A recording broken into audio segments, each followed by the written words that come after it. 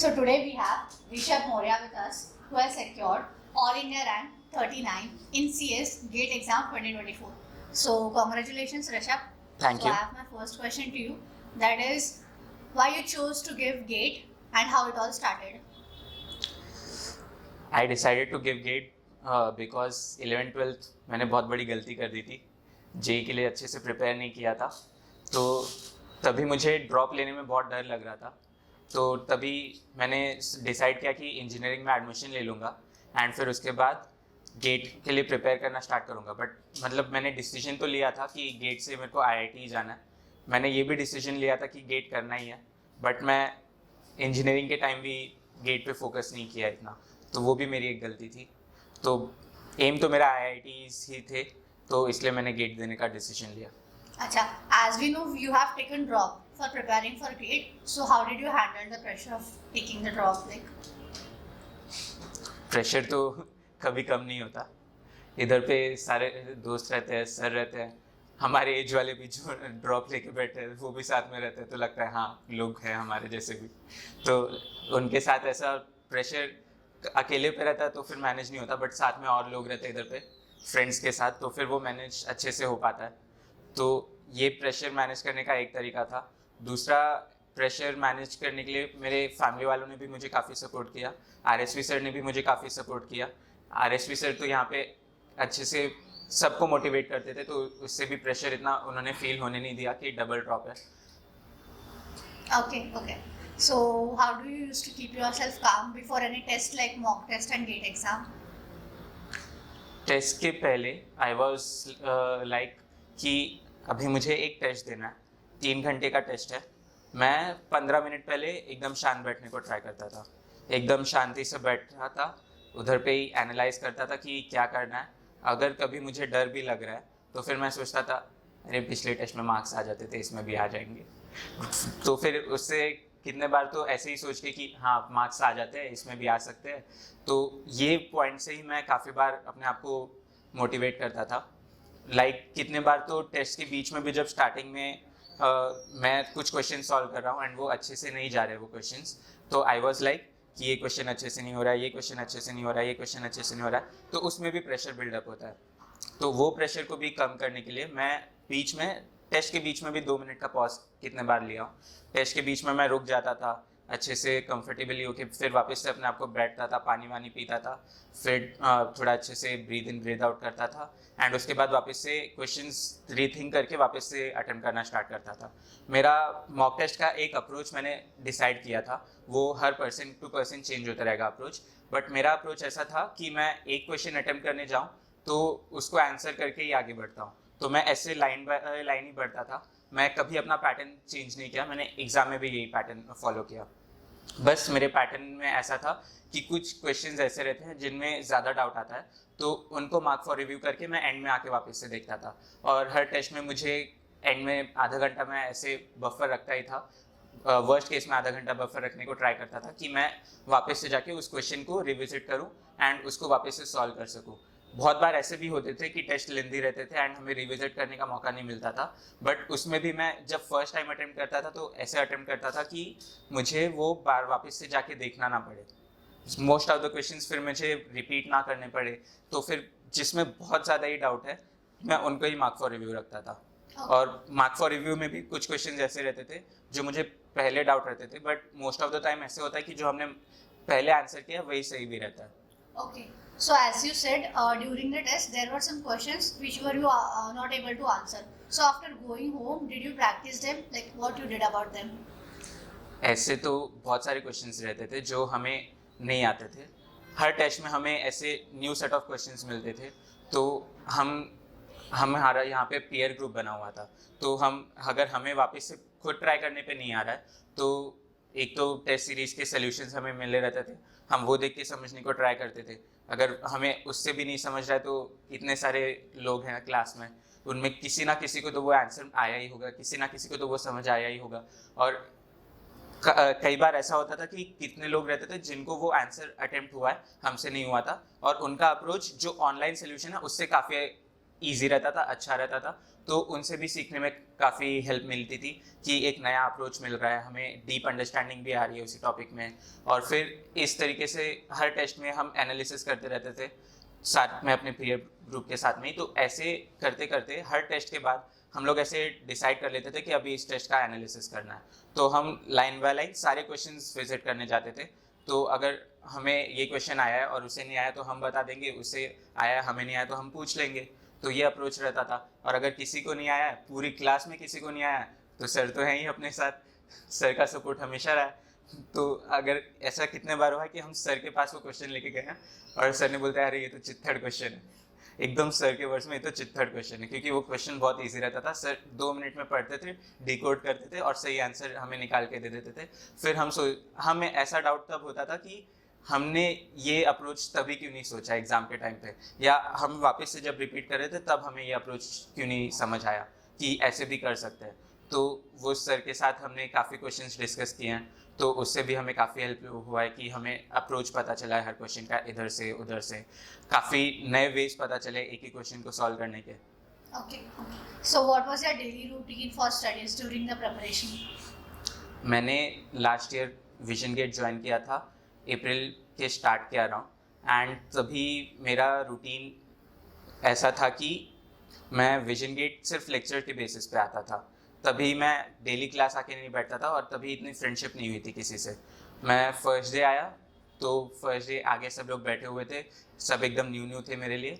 मैं first offline lecture जब आया तो मैं इधर पे लास्ट बेंच पे आके बैठा था क्लास में। तो तब मुझे समझ नहीं आ रहा था कि कैसा होने वाला है। तभी सर ने क्वेश्चंस दे रहे थे। तो जब मैं 2023 के लिए प्रिपेयर किया था तो ये क्वेश्चंस कुछ मैंने किए हुए थे, क्योंकि तभी सर ने PYQ मार्क कराए थे एंड वो कर रहे थे लोग क्लास में। तो वो कुछ क्वेश्चंस मैंने किए हुए थे, तो वो मुझे आ रहे थे, तो थोड़ा अच्छा लग रहा था।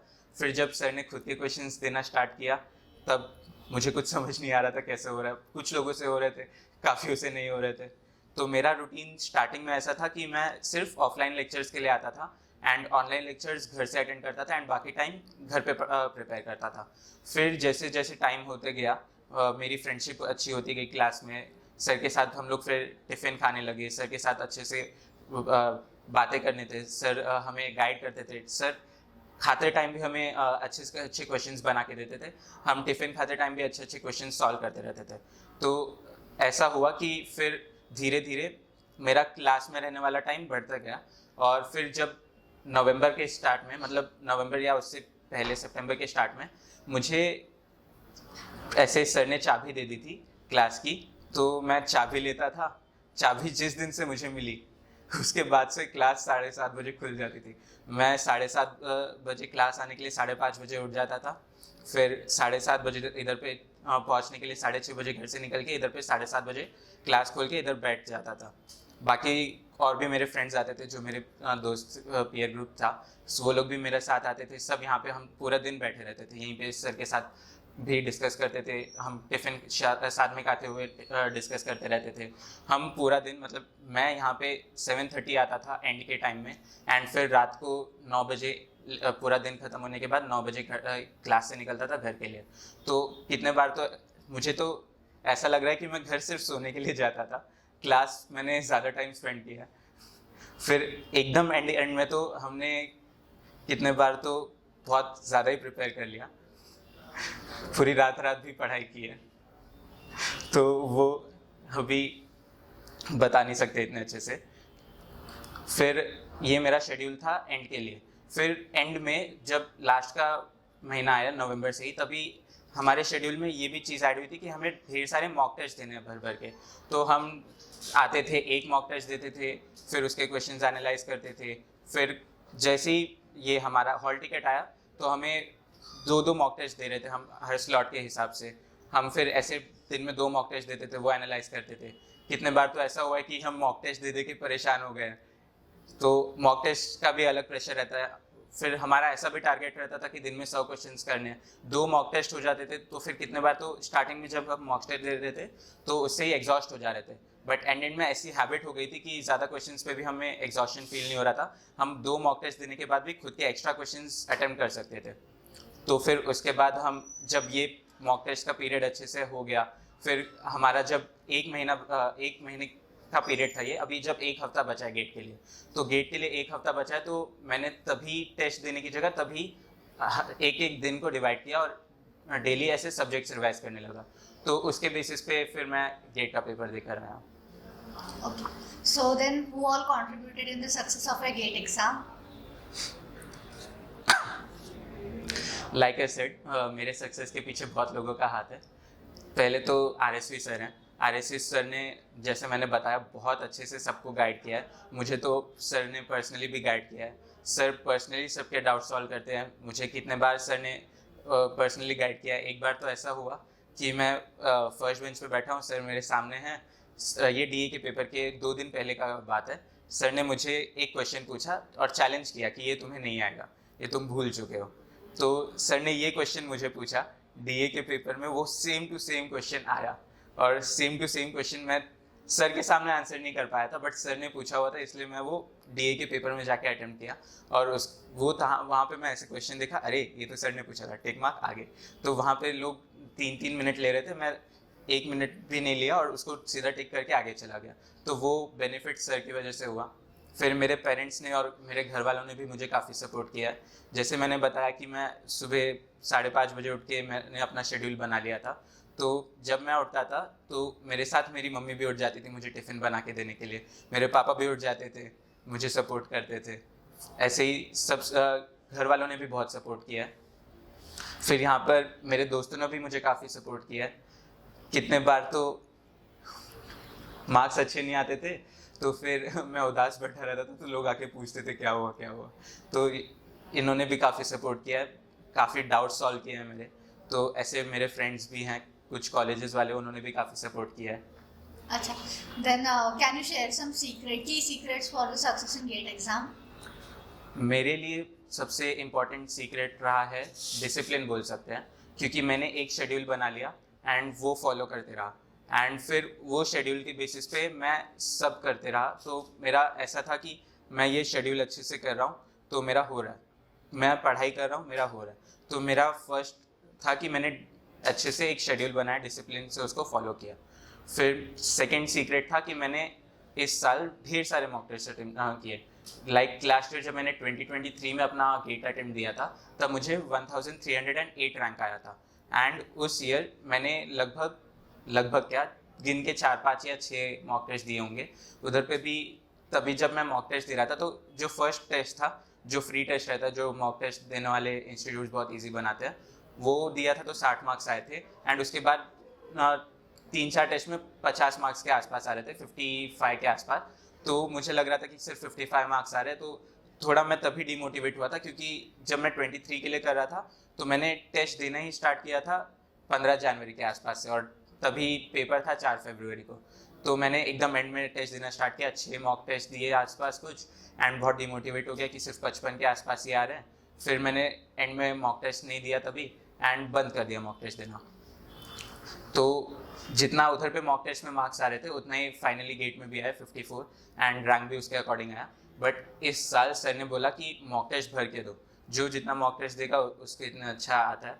तो इस साल अराउंड 75 to 80 मॉक टेस्ट दिए होंगे मैंने, एंड उसके अकॉर्डिंग ही मार्क्स भी उतने ही आए हैं अभी। तो सेकंड था कि मैंने मॉक टेस्ट भर के दिए। Okay, so one last question.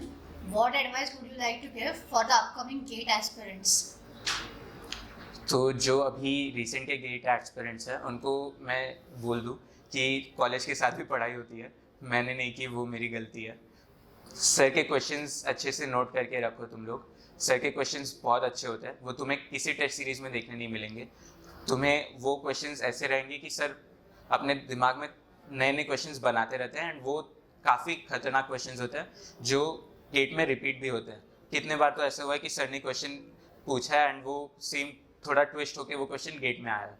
तो वो सर के क्वेश्चंस बहुत इंपॉर्टेंट रहते हैं। उसका तुम्हें एक PDF बना के रखते जाओ, एंड वो फ्यूचर यूज रेफरेंस के लिए रखो।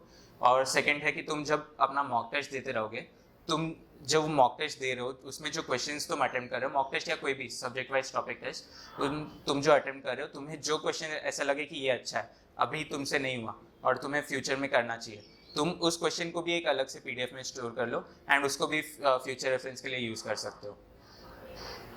Thank you. Bye.